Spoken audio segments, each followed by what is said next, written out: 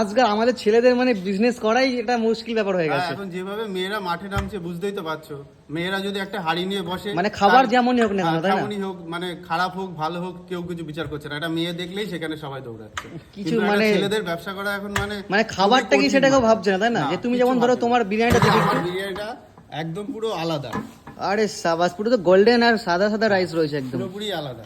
দারুন, অ্যারোমাটা দারুন আসছে একটা। অনেকটা প্রায় কলকাতা স্টাইলের মতন লাগছে বিরিয়ানিটা। না এটা কোনো স্টাইলে না, কোনো কফি না, এটা পুরো ইউনিক। এটা স্টাইলিশ দাদার ইউনিক বিরিয়ানি, অ্যারোমা কিন্তু দুর্দান্ত বেরোচ্ছে। মোটামুটি এই হচ্ছে চিকেন, বেশিরভাগই লেগ পিস দেখতে পাচ্ছি, তার সাথে উইংস পিস বা নানান রকম পিস কিন্তু রয়েছে।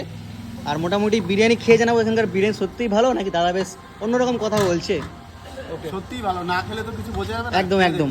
ওকে তো তুমি সবাইকে আসতে বলে দাও নাকি? আর সবাই তো আসছে অলরেডি, আরো যারা জানতে পারছো এখন ভিডিও মোটামুটি পার্সেলটা বেশি হচ্ছে, তাই না? হ্যাঁ পার্সেল হচ্ছে, বসে খাচ্ছে, আনলিমিটেড তো এটা কোথাও নেই। হ্যাঁ, বসে গেলে আনলিমিটেড, তাই তো? বসে গেলে unlimited। তা আনলিমিটেড বিরিয়ানি খাওয়ার জন্য কোথায় আসতে হবে, অ্যাড্রেসটা একটু বলে দাও প্রপার Unlimited ভাবে। বিরিয়ানি খেতে গেলে একমাত্র এখন